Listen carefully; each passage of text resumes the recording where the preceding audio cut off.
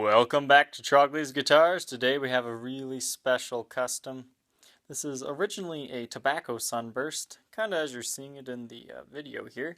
But in person, it's a Honeyburst. This happens because this guitar wasn't necessarily played like in bars and gigs and like that to get the aged yellow appearance that it has there. This was just mainly in the sun. So what happened is the brown faded over time, which is cool, and you can see that underneath the pick guard because that's still a darker brown. So it's aged into this really sweet Honeyburst finish. So this one definitely has a very unique finish going for it. For the most part, it's original. There's a few modifications. Obviously, the bridge pickup has been changed out. That's a mid-80s model Seymour Duncan. Custom wound, I believe it's an SH5. And that one was wound by the Juarez, the one who is now the head of the custom shop. Okay, so let's take a look here. The Gibson headstock's looking cool. Very aged. You can see that the lacquer is bubbling around all of the logos, and there's some finish checking going on when you get it in the light. However, it's still very cool looking. There we go. Now you can kind of see it. The finish has completely chipped away between the O and the N, just to let you know. But nothing too bad. Even if it does one day fall off, it'll just become white again. New nut was put on. It looks like they stained it kind of a brown color, that way it kind of fits in with the body down there. Awesome thing happened to this guitar. Somebody invested in it and got it refretted with what I believe are jumbo frets, but I'm not a master at telling you how large frets are, but you can see there. I mean, they're not monsters by any mean, but they're so much nicer to play on.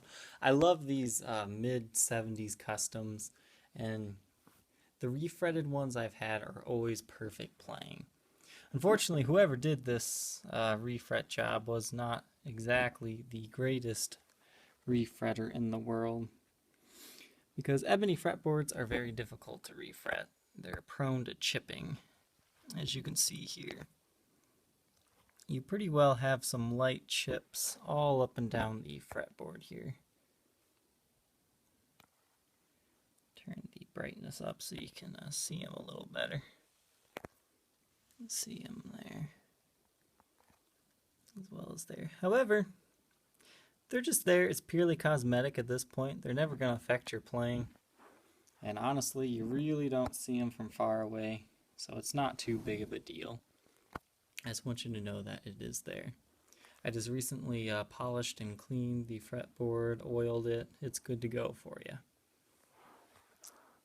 On to the gorgeous body here. There's not too much wear on the front, thankfully. I mean, you do have some light dings, but we'll go over that as we go. So you got the polishing scratches and picking scratches, obviously. This is the original pick guard. When I got the guitar, it wasn't on it, and we are missing the screw and the nut that secures that to the bracket here. So in order to stop it from flopping around, I just lightly dropped a dabble of super glue on the bracket to make it stay. It works perfectly fine, but you can also get it off if you have a spare nut and screw there to get it on there. But works just fine as is. I think it kind of looks cool because you can see through to the top there. So as you can see, you've got some scratches and minor swirling. And there's some light indentations over on this side, as you're seeing as we go over in the light. Nothing too extreme, just light play wear, especially in this area as well. Something to note is that this guitar has a gorgeous three-piece top. This one kind of has some really subtle wide flame going on. You'll have to see that in person. And the middle piece has this really nice ocean wave-like wood grain here. And this one kind of has some nice wood grain as well. And it's also pretty active. I mean, it's not a flame top in the sense that it has lines on this one. It's just more in that it changes kind of how it appears with figuring. You can kind of see it going there. It's just an awesome guitar in general. Whoever gets this, I hope you're playing this thing out all the time because it is a great guitar. Back of the guitar features lots of wear. We're going to go over that here. Lots of vertical checking here on the back of the headstock. It looks a lot worse than it is there, but here we go. 1976. They only used this type of serialization for about 2 years. And 75, it was like late 75, they had a 99 in the front instead of 00. So these guys start with 00, so they're 76. You have a little bit of finish wear here, as well as a few dings there. You have the original tuners, that's a Gibson, and they hold tune pretty well. Well, they hold tune perfectly fine. It's just, I just put brand new strings on it, and they never even slipped once, so we're good there. No breaks, cracks, or repairs. It's looking good. The neck is pretty clean. I think, if I remember correctly, it's around the 9th fret area here on the treble side. You do have a little bit of a finish chip there. Nothing too bad. You might be able to feel it a little bit while you're playing. Then you also have, I don't know how they managed to do that, but 2 chips on either side of the heel. That's just in the paint. It's not actually in the wood. Back of the guitar, unfortunately, we do have some heavy buckle rash, but you just don't have to worry about it. There are some vertical scratches here underneath the heel. I'm guessing like some sort of strap just fell off and scratched it or something. Okay, so the buckle wear areas, there's 2 large patches there, and there's a little bit of a finish chip there. The rest of it is just some indentations. So nothing too bad.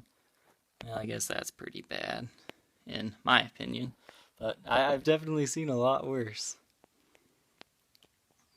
Now, this was a player's guitar.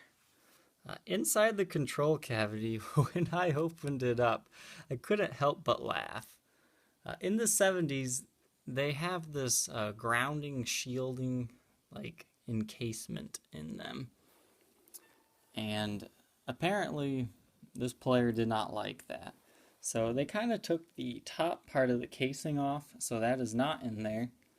But in order to properly ground it, what they did was they put a screw, because like the control cavity is right here, right?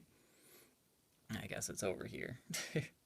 Okay, so they took a screw from here and they kind of just drilled it into the wood to hit the bridge post here.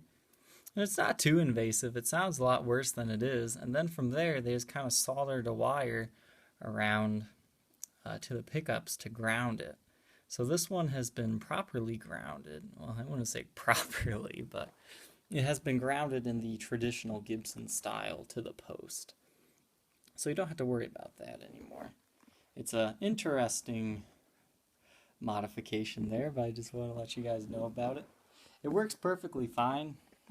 This guitar sounds great. Now, I'm a big stickler for originality usually, but I hate bridge pickups. I just hate them in general. I don't know why. I don't think the bridge T-top sounds good. I don't even think the bridge Shaw sounds good. But this combination is great. This is a slightly underwound T-top pickup. They usually are about 7.3 to 7.5. This one is about 6.9 in ohms, so slightly underwound, but still sounds great. It has a really nice bluesy tone to it. I love T-top neck pickups. They're perfect. And this guy is a super hot humbucker.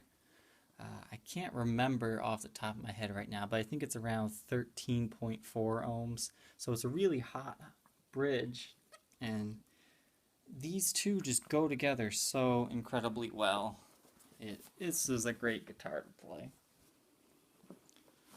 As always, you can contact me on my Facebook page, facebook.com/Troglys, Troglys, and you can give me your best offer there. Thank you for watching, and we'll catch you next time. And Honeypot, Trogly's guitar's dog, says hello. We'll catch you next time, folks. Bye.